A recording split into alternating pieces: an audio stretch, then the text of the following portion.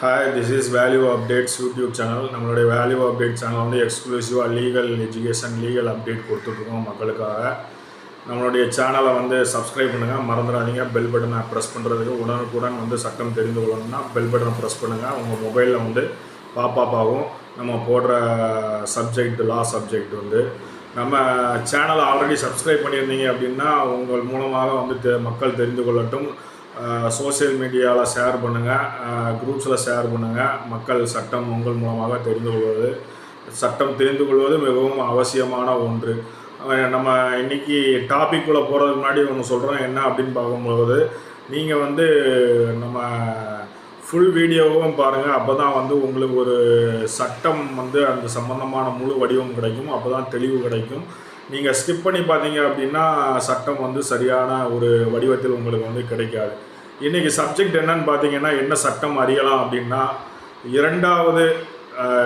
இரண்டு திருமணம் மற்றும் இரண்டாவது திருமணம் வந்து பற்றி முழுமையான தகவல், அது செய்ய முடியுமா அப்படிங்கிறத பார்க்கலாம். இதில் வந்து கேள்வி பதில்கள் என்னன்னு பார்த்தீங்கன்னா, அதாவது இரண்டாவது திருமணம் சட்டப்படி குற்றம் எப்படி, எதனால் அப்படிங்கிறது ஒன்று.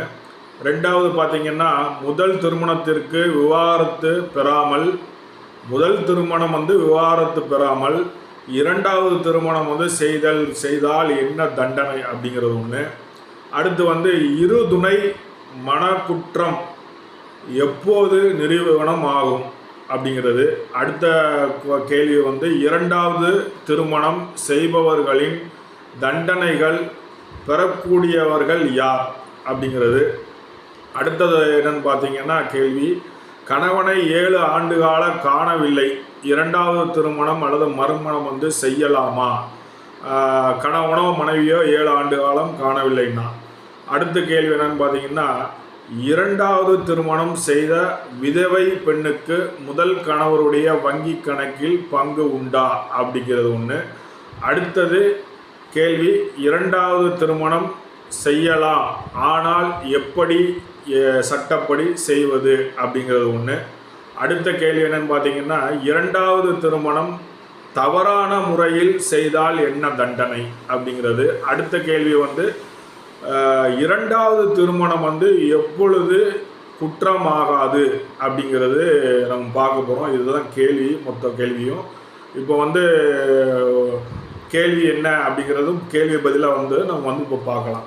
இரண்டாவது திருமணம் சட்டப்படி குற்றம் எப்படி, எதனால் வந்து குற்றம் அப்படின்னு சொல்லி பார்க்கலாம். நம்ம நாட்டில் பார்த்திங்கன்னா, கணவன் அல்லது மனைவி அவர்களின் திருமண வாழ்க்கைக்கு வந்து பார்த்திங்கன்னா பிறகு விவாகரத்து வந்து பெறாமல் வந்து இன்னொரு திருமணம் செய்து கொண்டால் வந்து அது செல்லாது மற்றும் அது சட்டப்படி குற்றமாகும் அப்படிங்கிறது நிறைய பேருக்கு தெரிஞ்சிருக்கும். முதல் திருமண வாழ்க்கைக்கு பிறகு விவாகரத்து செய்யாமல் இரண்டாவது திருமணம் செய்தல் கணவன் அல்லது மனைவி இரு துணை புரிந்த குற்றத்திற்கு ஆளாகி விடுவார்கள் அப்படிங்கிறத நம்ம தெரிவிக்கிறோம். திருமணம் செய்த ஒரு நபர் தன் வாழ்வில் நடந்த முதல் திருமணத்தை மறைத்து இரண்டாவது திருமணம் செய்ய ஒப்புக்கொண்டால் அது சட்டப்படி குற்றம் அப்படிங்கிறது ஒன்று. அடுத்த கேள்வி என்னன்னு பார்த்தீங்கன்னா, கேள்வி பதில், முதல் திருமணத்திற்கு விவாகரத்து பெறாமல் இரண்டாவது திருமணம் செய்தல் என்ன தண்டனை செய்தால், அதாவது திருமணம் ஆகி விவாகரத்து பெறாமல் இரண்டாவது திருமணம் செய்தால் என்ன தண்டனை? முதல் மனைவியோ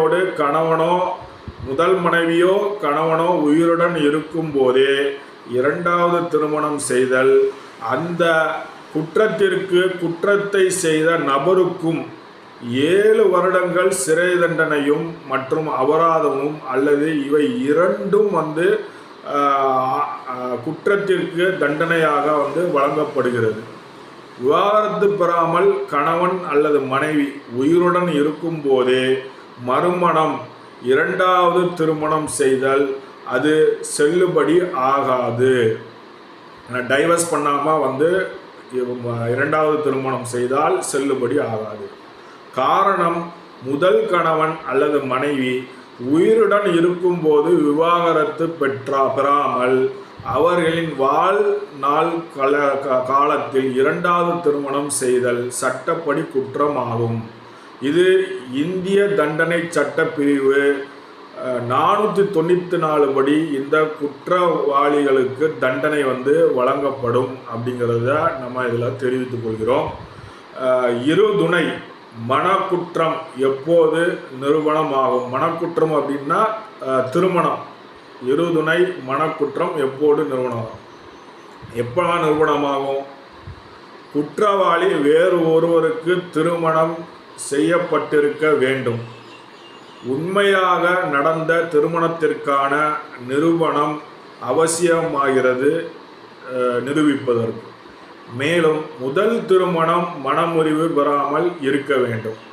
இப்படி இருந்தால் இது குற்றத்தை நிரூபித்த முடியும்.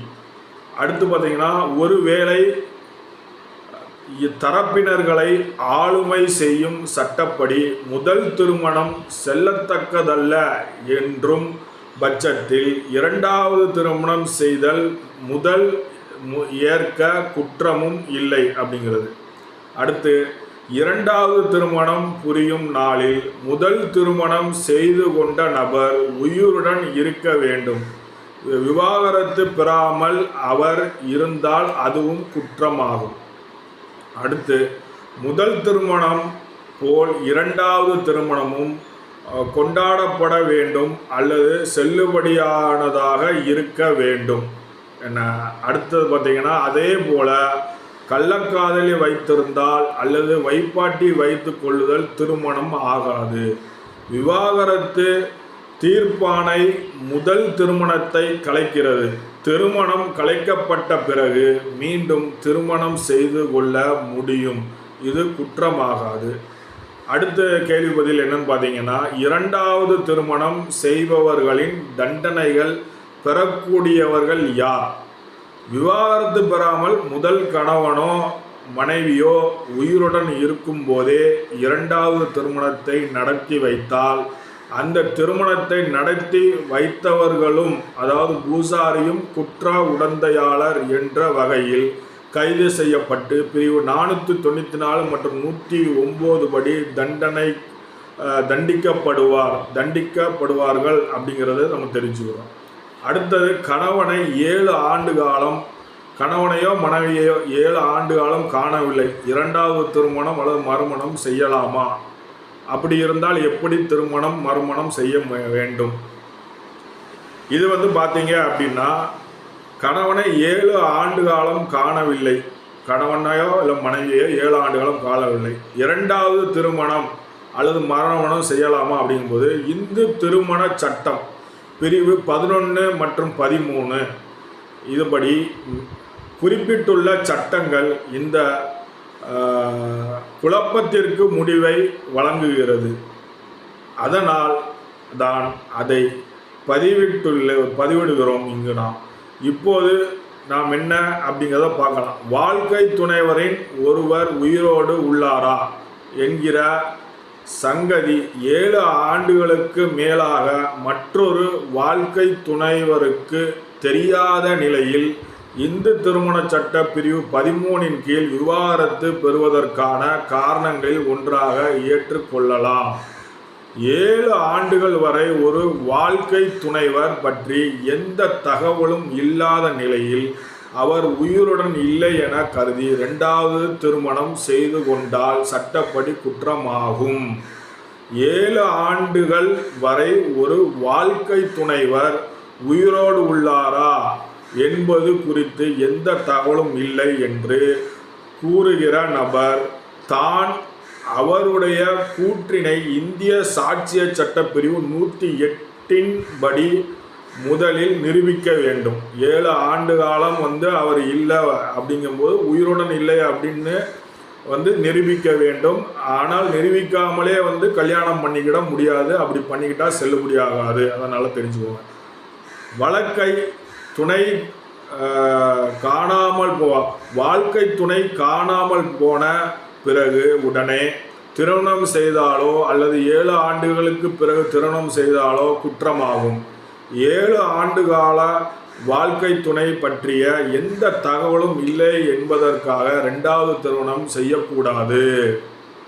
வாழ்க்கை துணையை 7 ஆண்டு காலம் காணவில்லை என்றால் இரண்டாவது திருமணம் செய்ய காணாமல் போன விவரத்தை கூறி தகுதி வாய்ந்த நீதிமன்றத்தின் மூலமாக விவாகரத்து பெற்றிருக்க வேண்டும். 7 ஆண்டு காலம் வாழ்க்கை துணை காணவில்லைன்னு சொல்லிட்டு நீங்களா திருமணம் 2வது திருமணம் பண்ணால் செல்லுபடியாகாது, அது குற்றத்திற்கு உள்ளாகும். நல்லா தெரிஞ்சுக்கோங்க.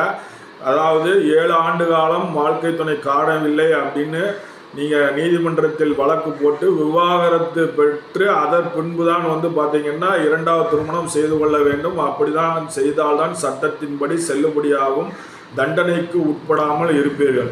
அவ்வாறு செய்யாமல் வெறுமனே வாழ்க்கை துணைவர் 7 ஆண்டு காலமாக காணாமல் போய்விட்டார், அதனால் 2வது திருமணம் செய்து கொண்டதாக கூறுவது ஏற்க முடியாதது சட்டத்தின்படி. மேலும் இவ்வாறு செய்த திருமணம் சட்டப்படி செல்லாது என பஞ்சாப் மற்றும் ஹரியானா உயர்நீதிமன்றம் தீர்ப்பை வழங்கியிருக்கிறது அப்படிங்கிறத தெரிஞ்சுக்கோங்க. இந்த தீர்ப்பு மிகவும் ஒரு முக்கியமான தீர்ப்பு ஆகும். இது ரொம்ப முக்கியமான ஒரு விஷயம். அதாவது 7 ஆண்டு காலம் இல்லைன்னா நீங்கள் விவாகரத்து பெற்ற பின்பு தான் திருமணம் செய்து கொள்ள வேண்டும். 2வது திருமணம் செய்யலாம், ஆனால் எப்படி? 2வது திருமணம் செய்து கொள்ளலாம், ஆனால் அதற்கு முன் சில நடைமுறைகளை பின்பற்ற வேண்டும். சில நடைமுறைகள் இருக்கிறது, அதன்படி செய்தாலே இந்த திருமணம் செல்லுபடியாகும். அது என்ன என்று நாம் பார்க்கலாம். 2வது திருமணம் தவறான முறையில் செய்தால் என்ன தண்டனை? ஒரு கணவன் அல்லது மனைவி அவர்களின் திருமண வாழ்க்கைக்கு பிறகு விவாகரத்து பெறாமல் இன்னொரு திருமணம் செய்து கொண்டால் அது செல்லாது. இவ்வாறு செய்தால் கணவன் அல்லது மனைவி இரு துணை புரிந்த குற்றத்திற்கு ஆளாகி விடுவார்கள். ஒரு நபர் தன் வாழ்வில் நடந்த முதல் திருமணத்தை மறைத்து 2வது திருமணம் செய்ய ஒப்புக்கொண்டால் அது சட்டப்படி குற்றமாகும். இப்போது பார்த்தீங்கன்னா இது போன்ற தவறுகள் என்ன தண்டனை என்று பார்க்கலாம். இதற்கான தண்டனை 7 ஆண்டுகள் சிறை தண்டனை வழங்கப்படுகிறது மற்றும் அபராதமும் வழங்கப்படும். இதர காரணங்கள் என்றால் 7 ஆண்டுகள் சிறை வைத்து மற்றும் அபராதமும் இரண்டும் சேர்த்து வழங்கப்படும். எந்த ஒரு நபரும் விவாகரத்து பெறாத கணவன் மற்றும் மனைவி உயிருடன் இருக்கும் போதே மறுமணம் புரிந்தால் அது செல்லுபடியாகாது, சட்டத்திற்கு எதிரானது, தண்டனைக்கு உரியது. ஏனெனில் அது கணவன் அல்லது மனைவியின் வாழ்நாள் காலத்தில் நடைபெறுவதால் அந்த இரு துணை மனம் குற்றம் செயலாகும். பிரிவு 494 ஐபிசி படி 2வது திருமணம் எப்பொழுது குற்றமாகாது? முதல் திருமணம் விவாகரத்து செய்யப்பட்டது என்று தகுதி வாய்ந்த நீதிமன்றத்தால் தீர்ப்பளிக்கப்பட்டால் அந்த நபர் 2வது திருமணம் செய்து கொள்வது குற்றம் அல்ல.